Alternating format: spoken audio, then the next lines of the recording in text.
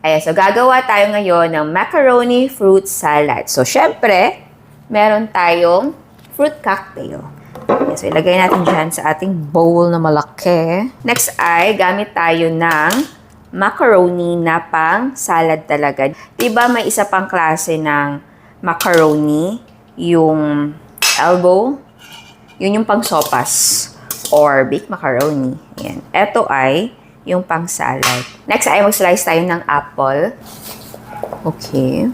Lagay natin yung apple. And so, i-mix natin siya. Ayan. Tapos, maglagay tayo ng keso. Okay. Next ay maglagay tayo ng all-purpose creamer. Pwede ko gumamit ng all-purpose cream. Ayan. Ooh. And syempre, hindi masarap ang salad kapag walang kondensada. So, gagamit tayo ng Delis na kondensada. I love Delis talaga. So, maglagay tayo. Okay. Mix muna natin to.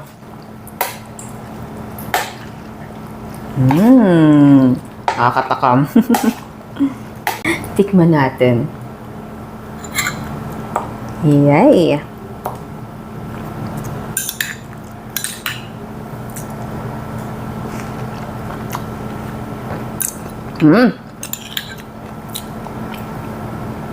Masarap.